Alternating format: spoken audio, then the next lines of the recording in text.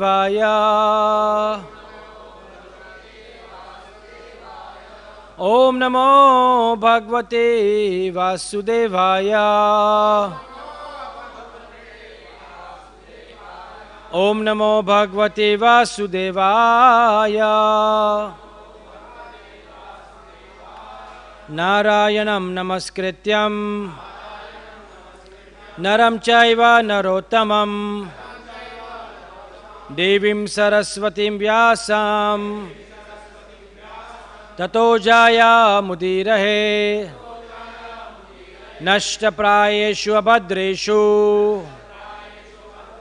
नित्यं भागवत सेवया भगवतीरुत्तमा श्लोके भक्तिर्भवति नैष्टकी कृष्णाय वासुदेवाय देवकीनन्दनाय च नन्दगोपकुमाराय गोविन्दाय नमो नमः।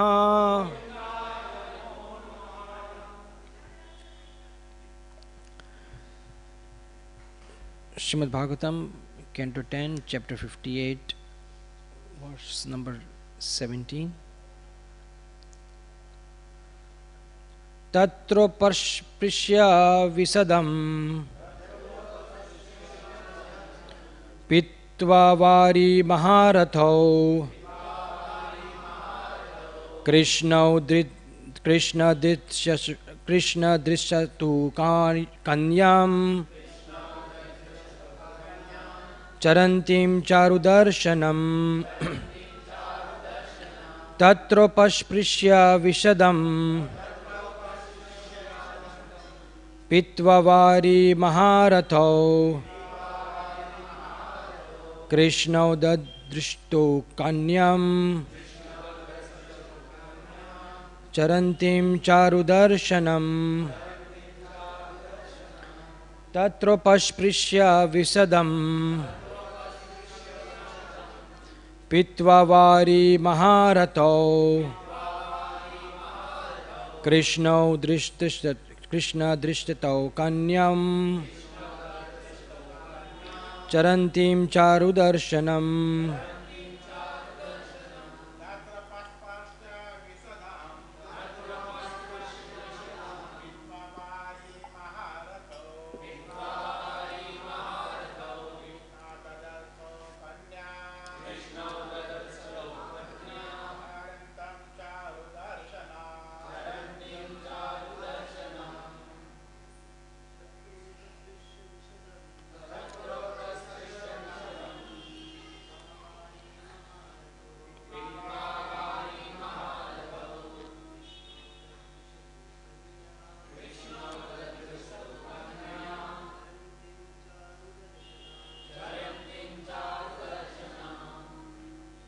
Mataji's.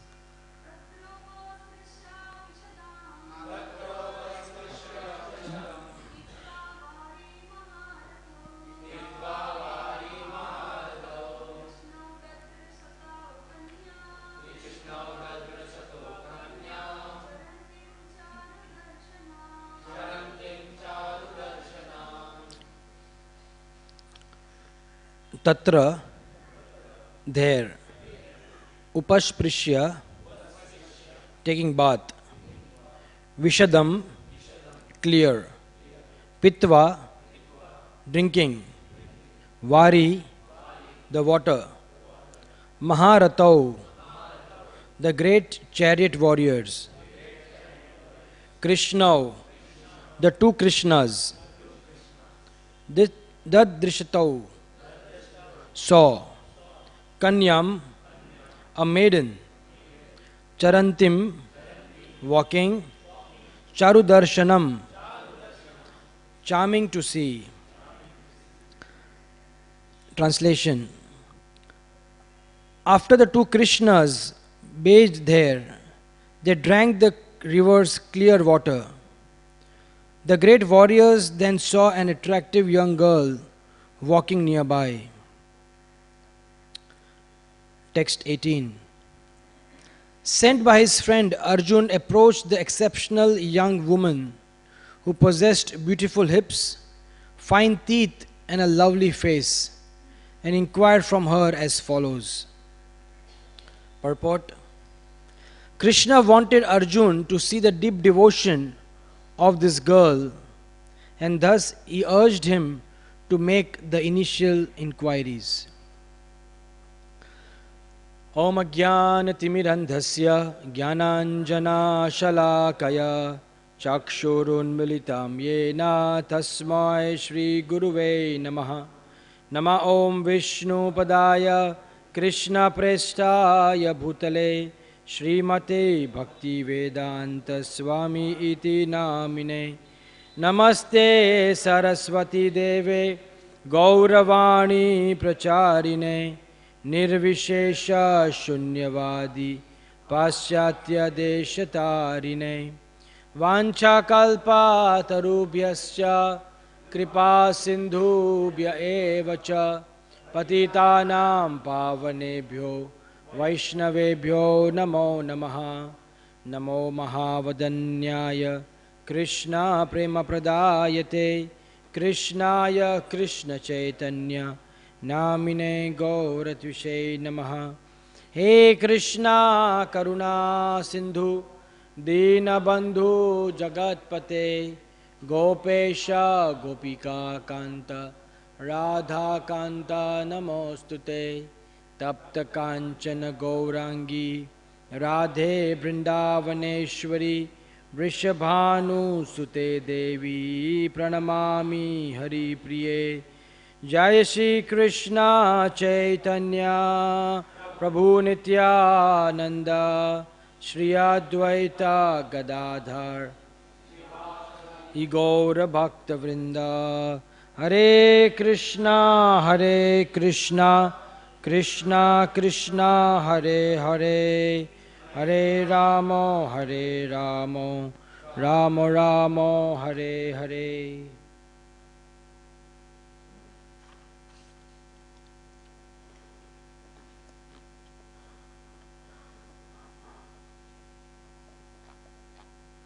Hare Krishna.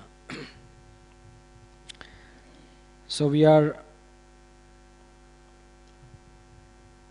very fortunate to be continuing to read the Srimad Bhagavatam.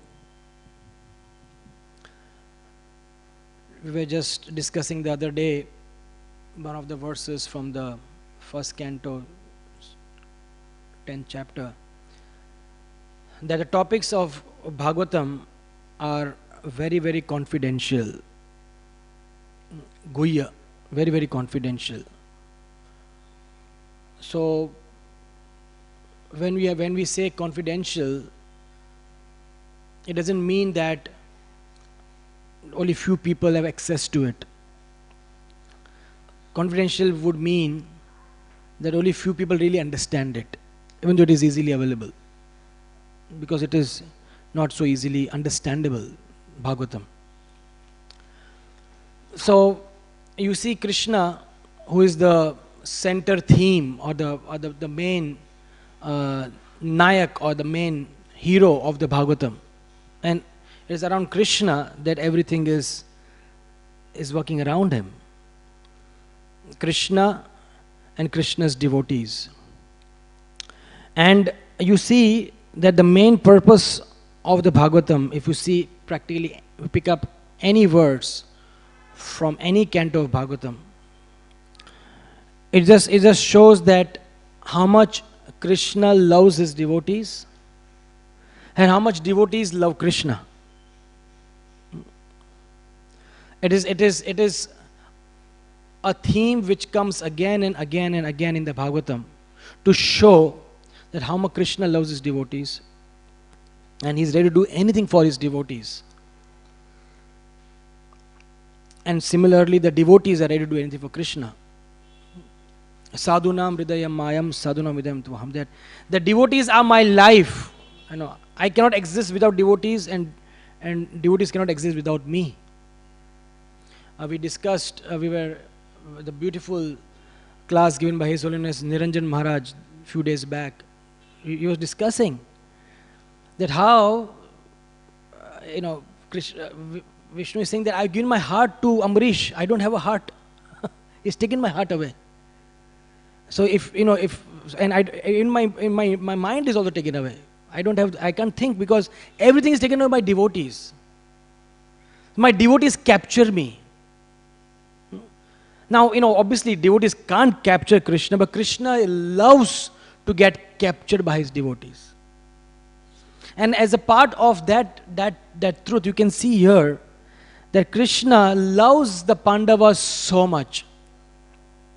That we have a beautiful bhajan, Ekona Bhujinu Prabhu. And in that, one of the beautiful line is, Amara Palana Bhar Ekona Tomar. That now, the burden of my maintenance is exclusively yours, Bhaktivinoda Thakur says. That Krishna, the whole maintenance of mine is your responsibility. So we hear of nowadays we hear of this outsourcing happening, right? Everything is getting outsourced. It started with information technology, and then everything is outsourced. But the original outsourcing is when people become devotees, they outsource their anxiety, their maintenance to Krishna. The Krishna now, it is your responsibility. I am your devotee now. Not in a lazy way, not in a way that said now I'm a devotee. No, Krishna is not going to take you serious in that way.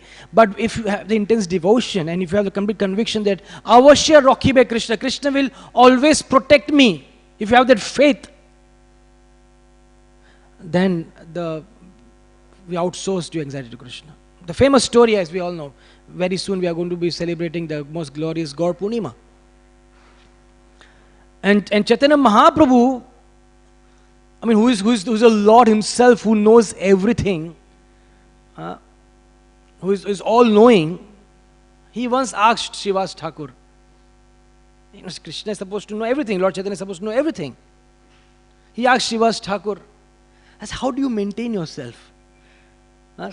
Many times, when we see devotees, their lifestyle, the way they live, we have this thought, how does this devotee maintain himself? Because all the time he's there serving Krishna.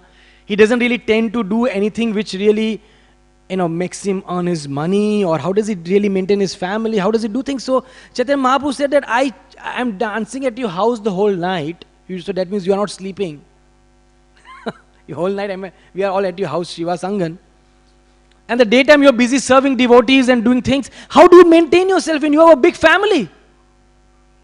It's not that you have a small family, you have a big family, you have servants, and one of the servants, as you know, was Dukhi. She was one of the servants and she got the mercy of the Lord. So Srivas Thakur was not a poor man. He had a large family, extended family and servants, and he was maintaining all of them. I said, how do you maintain yourself?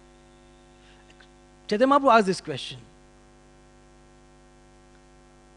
So Srivas Thakur, of course, we know the famous.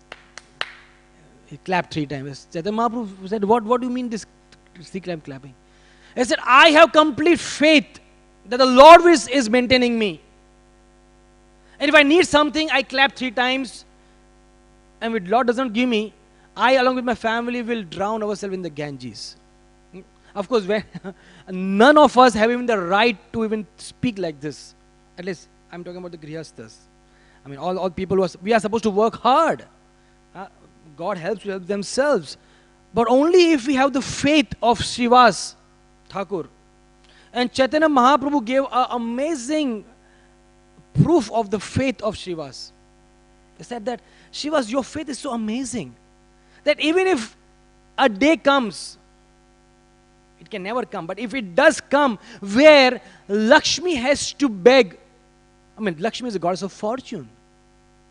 If she has to beg door to door because she has exhausted her wealth, but your house will be never bereft of any wealth. That is the benediction I give. That is the result of the faith of Srivas. So you see this our Shastras are teaching such amazing examples of complete dependency on the Lord. And the Lord takes the anxiety for his devotees. It is not that it is only one-sided. Many times when when we are in an office or when we are in a job, a material boss, we tell the boss, I am completely dependent on you. My whole life is dependent on you. You are saying that, but has the boss taken the responsibility? It can be one-sided, right? But what a wonderful boss we have in Krishna. What a wonderful maintainer we have in Krishna. That when we do surrender to Krishna, and Krishna said, we are completely surrendered to you. Amara palana bhar ekona tomar. What a line it is. It takes effort to maintain ourselves in this material world, isn't it? Just to survive, it takes an effort. Now, budget is just coming very soon. In the next Indian budget, everybody is worried what's going to happen. Budget means price rise, taxes. One tax is reduced, but other taxes increase. Somewhere or the other, they will collect the money, whichever government it is. Right? So sheer simple maintenance is a difficult thing. It's not easy to maintain yourself. But Krishna says that I will take care of you, nothing to worry. And Krishna assumes the responsibility completely of his devotees. A beautiful story we are discussing about the love that Krishna has for the Pandavas. What sort of love he must be having? Unbelievable. That right now he's just roaming around he just felt like meeting the Pandavas because he is worried. He's worried for his friends. He's worried for his brothers. What are they doing? What's happening to them? There are people who are trying to destroy them. Krishna is worried. And he wants to spend time. Now, who is Krishna? Let's not forget the fact who is Krishna. He is not an ordinary person. He is, as beautifully explained, completely explained in these 3 words, Supreme Personality of Godhead. So let us all do our homeworks and think about these 3 lines which we so often use. Krishna, the Supreme Personality of Godhead. Purna Purushottam Bhagavan. What is it mean? He is the supreme creator, maintainer, and everything of this creation is Krishna. We're talking about a great person. Not a great person, a greatest person. That's Krishna. So he loves the Pandavas. Why? Because they're completely subservient, devoted to him. And it is not that they were, not very strong, they were weak people, and then because they were weak, they needed some help, some stick, and they took Krishna's shelter. No, each of them were powerful Maharathis. Sometimes when you are strong, you don't feel the need of anybody's help, right? I mean, who can be more stronger than Bhima? Who can be more powerful than Arjun? Who can be more brilliant than Yudhishthir? And so with the other 2 brothers, Nakul and Sahadev. They were the best in the world in their respective fields. The best anybody could be. But still they knew that with Krishna we are everything, and without Krishna we are nothing. Krishna is the one which gives value to everything. So you can see the sweetness that how Yudhishthir Maharaj, who is the elder brother of Krishna, he becomes so happy when he sees Krishna coming.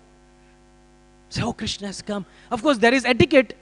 Krishna touches his feet and he gives him Ashirvad. Yudhishthir is the elder brother, so he blesses. But in his heart, he is knowing that this is our ever well-wisher, Krishna.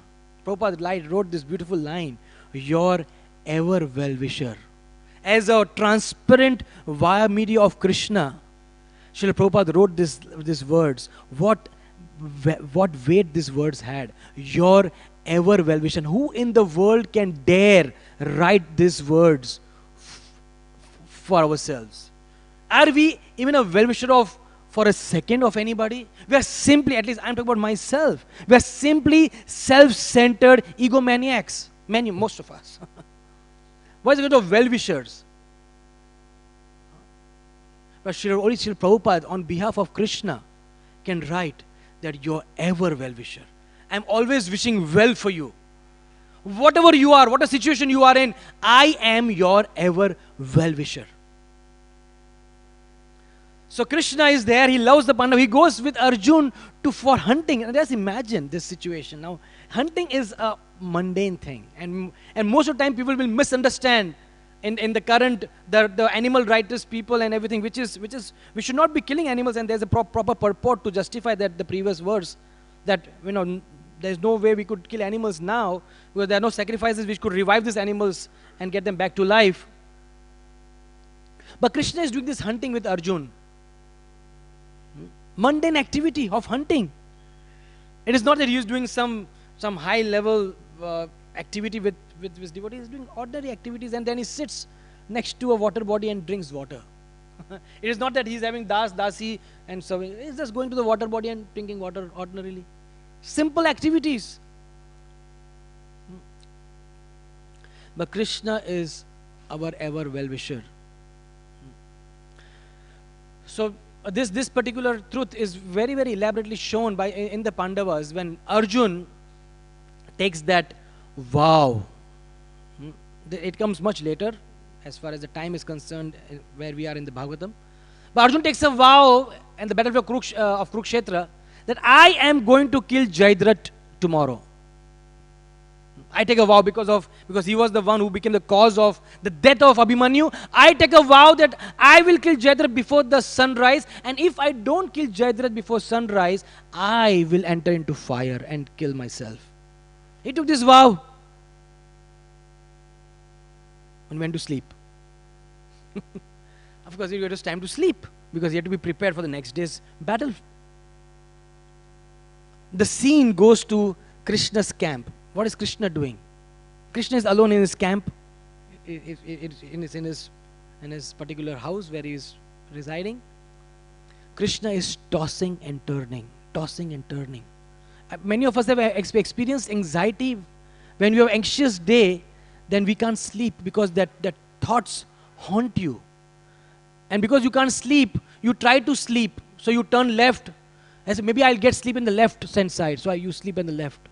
Then again you are anxious. Then you sleep with your back straight and say, I'll get sleep like this. Then still you don't get sleep. Then you sleep, maybe I'll get in the right hand side. So maybe I'll twist. Different ways you want to sleep. You can't sleep because why? Because you are in anxiety. A person who is not in anxiety, he will just sleep whatever position it is. I've seen, many of my friends, and especially in the Brahmacharya ashram, because they sleep wherever. It's so nice to see in their position like this and they sleep like this. What a position they lie, because hard work, they are not in anxiety. It's a mercy of Krishna to get good sleep, by the way. If you get good sleep, my parents told me 2 things are most important for a happy living. A good sleep and good motions. It's very mundane, but imagine if you don't get these 2 things, you will be crazy. But Krishna didn't get sleep on that day. He couldn't sleep because he was in anxiety. And there are whole pages in the Mahabharata. Krishna was saying that if this earth is bereft of Arjun, if there is no Arjun walking on this earth, what is the value of this earth to me? I will give up my life, as I can't survive without Arjun.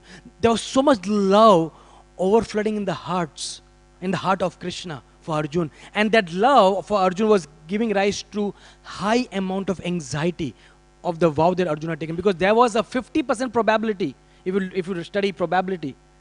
In this situation, the probability was 50% that Arjuna would have to enter into fire. Right? 50%. There were 2 options.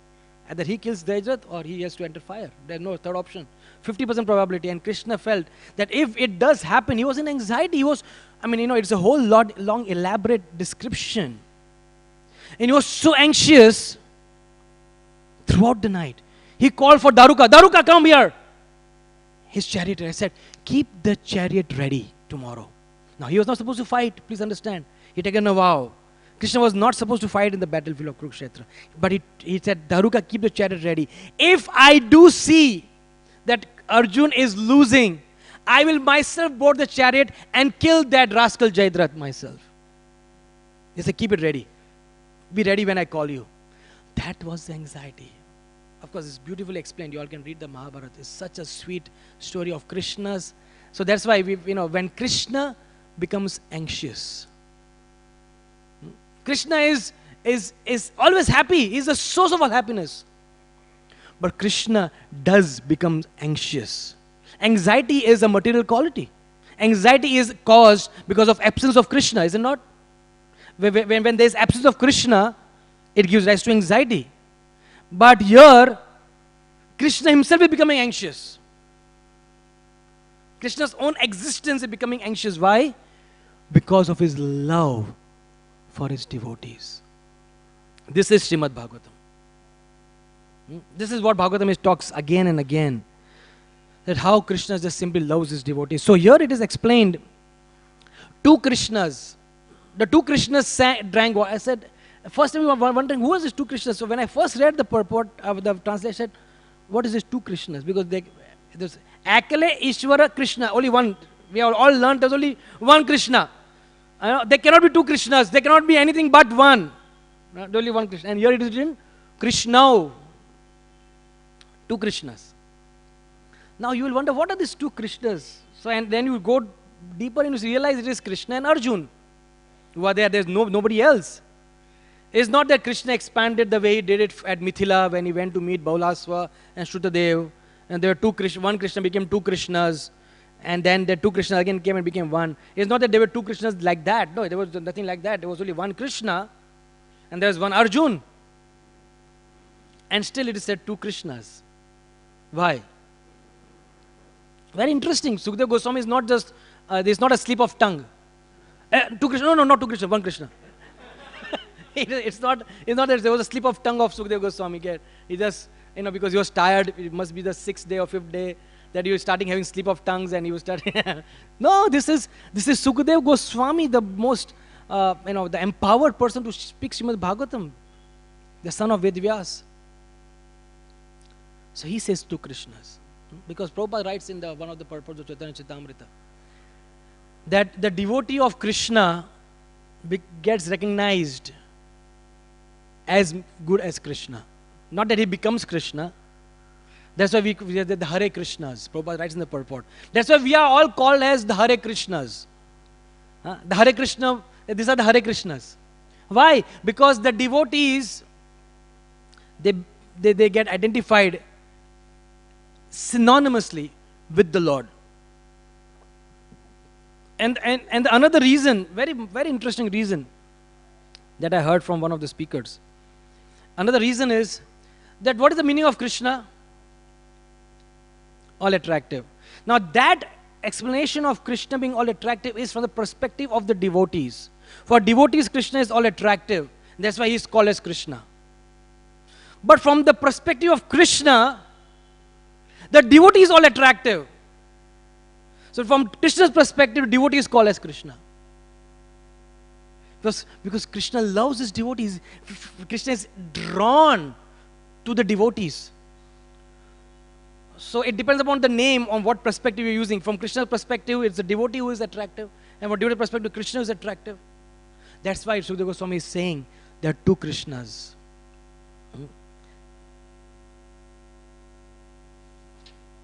After the two Krishnas bathed there, two Krishnas bathed there. They were near the Jamuna, they took the bath there, and then they see an attractive young girl walking. And then Krishna sends Arjun. I said, please go and inquire, find out who she is. And it's explained in these words, details that she had beautiful hips, fine teeth and lovely face. And Arjun went to inquire. And the purport, it is very wonderful written, that Krishna wanted Arjun to see the deep devotion of this girl, and thus he urged him to make the initial inquiries. This is a very interesting point. That Krishna, he wants his devotees to know what is deep devotion. This is not the first time that Krishna is sending his devotees to learn what is deep devotion. Krishna sent Uddhav to Vrindavan. Externally for sending a message, please give a message that I will come very soon. Tell them that everything is okay and I remember them. But Krishna, the main purpose why Krishna sent Uddhav to Vrindavan was to really understand the deep devotion of the Brijabasis. So from this, you understand a very important trait of Krishna that or rather the desire of Krishna for his devotees. He wants his devotees to be appreciating the deep devotion of other devotees. He wants that to happen. Krishna is not just happy that people appreciate him. That, oh Krishna, you are so great. Krishna wants equally for us to appreciate the devotion of the other fellow devotees. And that's why you see time and again the various pastimes to really show how Krishna personally appreciates the deep devotion of his devotees.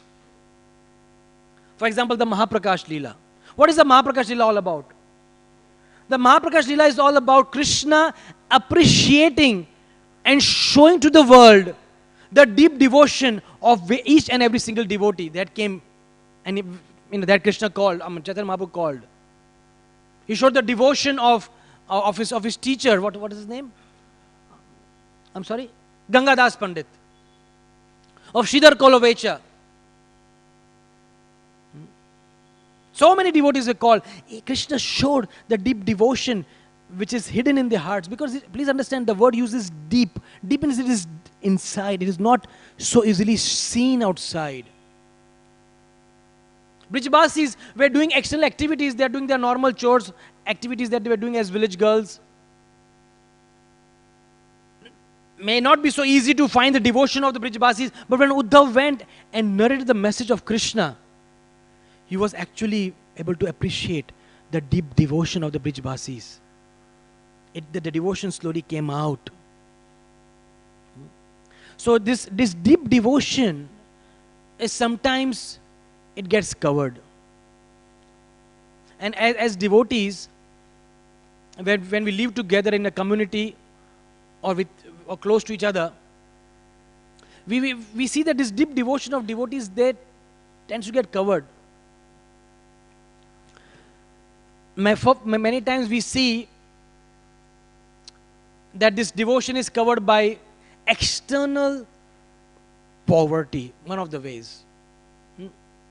When some devotee is very poor, rags, and he is not very clean, maybe,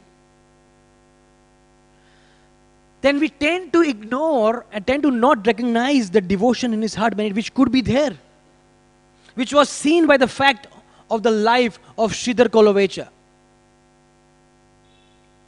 Sridhar Kolovecha was such a high-level Paramahansa devotee of the Lord, but when the Lord and Mahaprakash said that, please get Sridhar, I want to meet him, devotees didn't know who was Sridhar. None of the devotees in Navadvip knew who was Sridhar Kolovecha.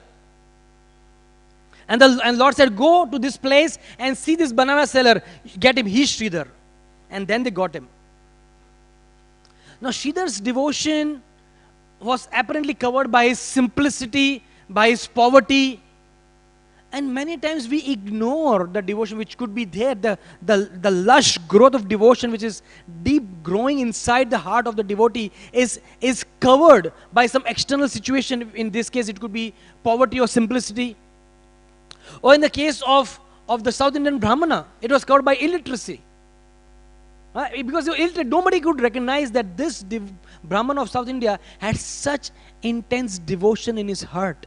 They just missed it. Why? Because what they saw was external illiteracy of that year. He couldn't even hold the book. Can you imagine if somebody is holding the book like this and not knowing how to even read? You will miss his devotion, and people missed it. But the Lord knew the devotion in the heart of the South Indian Brahmana.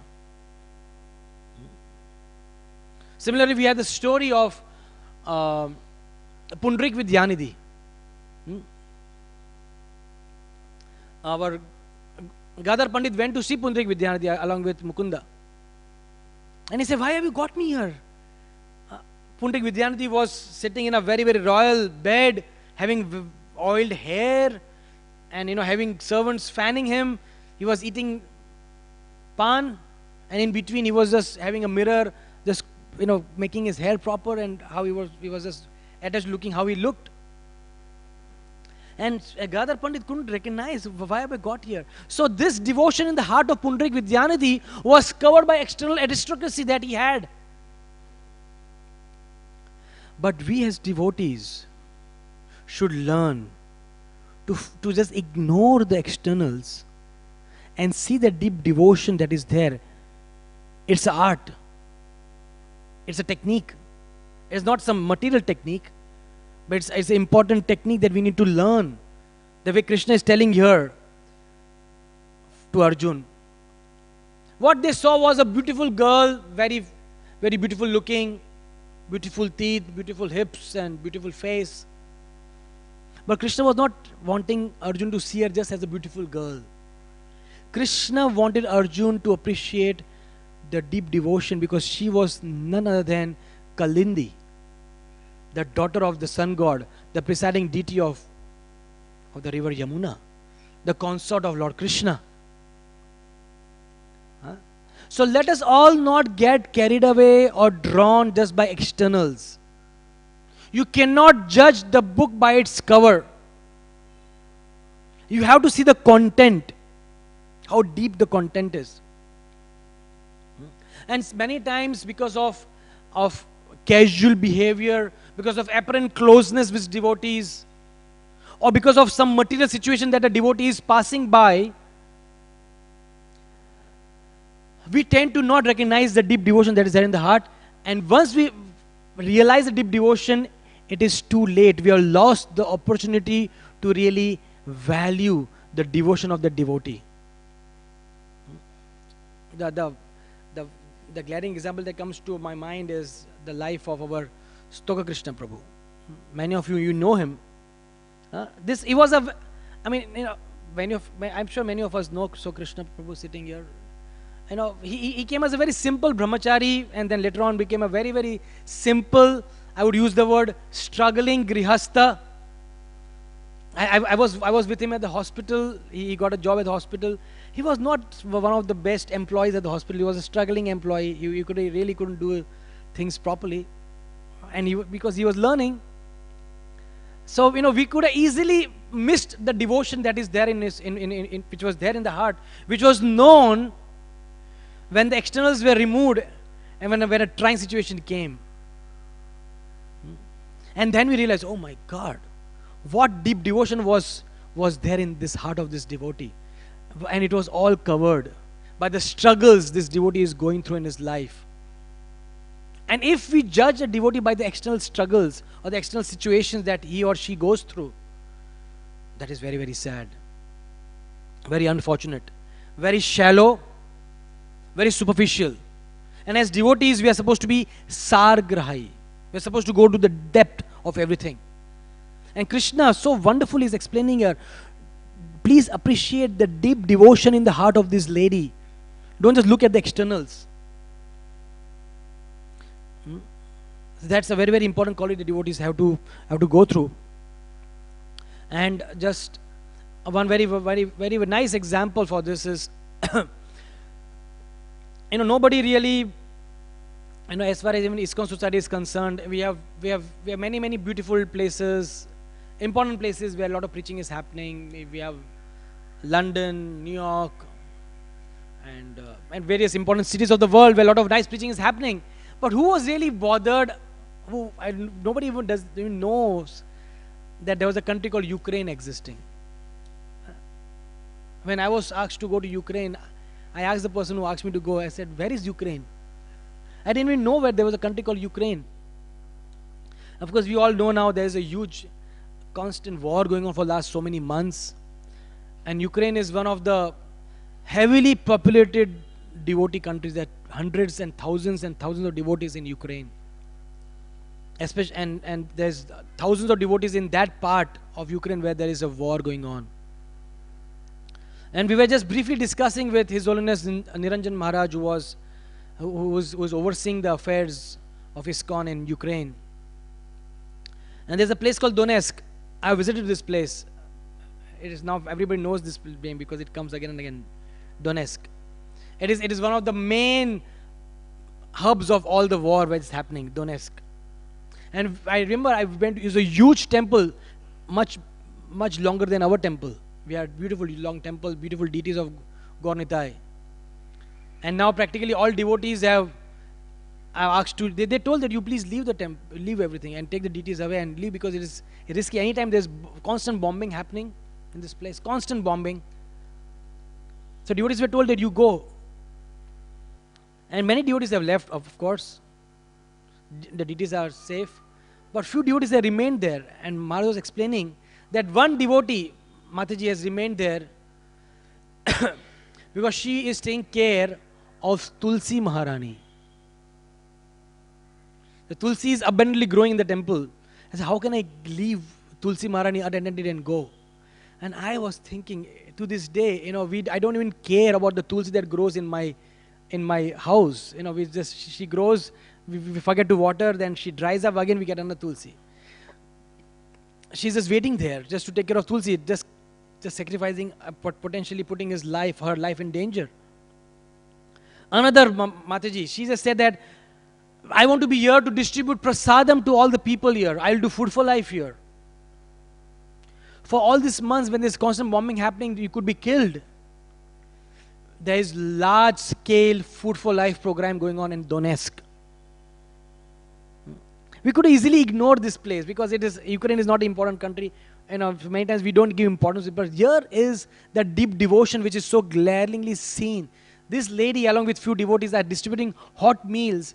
My friends, we must understand the value of hot meals. Many of us are fortunate to get hot meals. In this Donetsk, when these people, those who are affected by the war, they get hot meal. They're eating a hot meal after months. They don't even get hot meal. So they are just so thankful to her, and this is all going on. Why? Because of the deep devotion in the hearts of few devotees. Right? So the point that we wanted to draw from today's verse is, let us all understand the deep devotion in the hearts of the devotees.